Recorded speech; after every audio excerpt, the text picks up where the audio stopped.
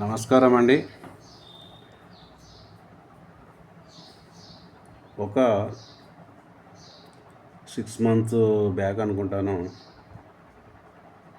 మా బంధువులలో ఒకతను అపార్ట్మెంట్లో ఒక ప్లాట్ కొందామని నన్ను పిలవడం జరిగింది.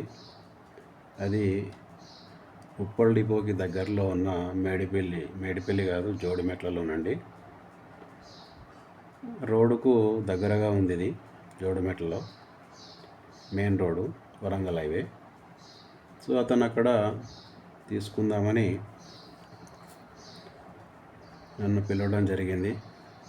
ప్లాటు చూడడానికి. ఇది వెస్ట్ ఫేస్ రోడ్ ఉందండి. దీనికి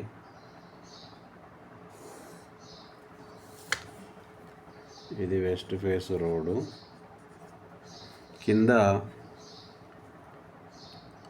ఇక్కడ పశ్చిమ వాయవ్యంలో గేటు పెట్టిండు. అది గేట్ ఒకటి కరెక్టు. మెయిన్గా నేను అబ్జర్వ్ చేసినప్పుడు ఈ పిల్లర్స్ అనేది కొంతమంది బిల్డర్స్ లేవల్గా, అంటే కరెక్ట్ దిశలో పెట్టడం లేదండి. దీనికి ఇటువైపు ఒక ప్లాటు, ఇటువైపు ఒక ప్లాటు అతను కట్టిండు. 5 ఫ్లోర్లు కట్టిండు. 10 ప్లాట్స్ ఉన్నాయండి. ఇది కారిడార్ నడక. ఇది కారిడార్. ఈ విధంగా మనము మెట్లు ఎక్కిన తర్వాత ఇలా వస్తాము. ఇలా వచ్చిన తర్వాత ఇక్కడ ఒకటి ప్లాటు, ఇక్కడ డోరు. ఇది తూర్పు ఈశాన్యంలో ఉంది. ఇది కరెక్టే. ఈ ప్లాట్కి ఇక్కడ డోరు పెట్టిండండి. ఇది ఉత్తర ఈశాన్యము. ఇది కరెక్టే. వాళ్ళు ఏమనుకుంటున్నారంటే, ఈశాన్యంలో డోరు పెట్టినాం కదా, తూర్పు ఈశాన్యం, ఉత్తర ఈశాన్యం కరెక్టే కట్టాము అని అనుకుంటున్నారు. కానీ ఈ పిల్లర్స్ వేసే విధానం తప్పుందండి. ఎందుకంటే పిల్లర్స్ని మీరు ఒక స్ట్రేట్గా లైన్ గీస్తే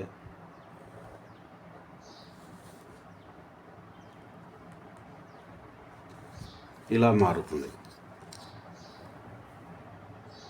అప్పుడు ఈ ఇంటి మొత్తానికి ఇలా వచ్చి ఇలా రావడం వల్ల ఈ ఈశాన్యం అనేది లోపలికి వచ్చి ఈశాన్యం తెంపు జరుగుతుంది. ఈశాన్యం తెంపుతో ఎప్పుడూ ఇల్లు కట్టరాదు. దీనివలన ఈ అపార్ట్మెంట్లో ఉన్న అందరికీ ఇది ఎఫెక్ట్ ఇస్తుంది. ఈ ఇంటి పక్కనే ఇంకొక బిల్డర్ కూడా సేమ్ ఇలాంటి ప్లాన్ తోటే అతను కడుతున్నాడు. నేను చెప్పాను, ఇది ప్లాను గీపించిన తర్వాత ఎవరికైనా వాస్తు తెలిసిన అతనికి చూపించారా అంటే, లేదండి, మేము ప్లాన్ గీపించాము, కట్టించాము, కడుతున్నామని చెప్పారు. మరి పిల్లర్స్ ఇక్కడ లోపలికి వచ్చినాయి, ఇవి బయటికి వెళ్ళినాయి కదా, ఇది తప్పు కదండి అని చెప్పాను. లేదు, మేము ఇంతకుముందుకు ఇలా కట్టినాము, అమ్ముకున్నాము అని మేము మళ్ళీ ఇలాగే కట్టడం జరిగింది అని చెప్పారు. ఇలా కట్టడం అయితే తప్పని వారికి వివరించడం జరిగింది. నన్ను తీసుకుపోయిన వ్యక్తికి ఇందులో తీసుకోకపోవడం మంచిదని అతనికి సలహా ఇచ్చాను. అతను కూడా ఈ ప్లాటును రిజెక్ట్ చేయడం జరిగింది. ఇంకొంతమంది ఏం చేస్తున్నారంటే, మొత్తము ఇక్కడ ఈశాన్యంలో పిల్లర్ ఇస్తున్నారండి. ఇలా ఈశాన్యంలో పిల్లరు, ఇక్కడ ఒక పిల్లరు. ఇది స్ట్రైట్గా ఉంటుంది, ఇది స్ట్రైట్గానే ఉంటుంది.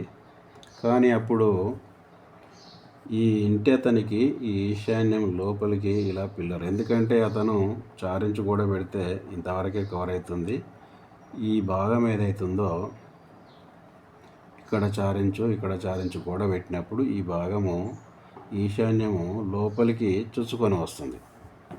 కాబట్టి ఇది కూడా తప్పే. ఇలా కూడా నేను ఎన్నో ఇల్లు చూశాను అపార్ట్మెంట్స్లో. వీరు బిల్డర్సు ఎందుకు వాస్తు శాస్త్రజ్ఞుల్ని సంప్రదించరో నాకైతే అర్థం కావడం లేదండి. పెద్ద పెద్ద బిల్డింగ్లు కడుతున్నారు, చిన్న చిన్న తప్పులను చేసి కడుతున్నారు. అది ఎందుకు సరి చేసుకోవడం లేదో నాకైతే అర్థం కాదు. చాలా ఇల్లు ఇలా చూశానండి నేను.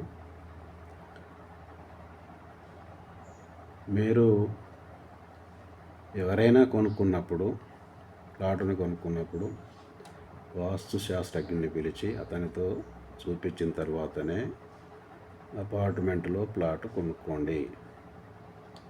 ఇది కొనుక్కునే వారికి సలహా. రెండవది, బిల్డర్స్కి కూడా నేనైతే చెప్పదలుచుకున్నాను, చాలా వరకు బిల్డర్స్ ఇలా తప్పు చేస్తున్నారు.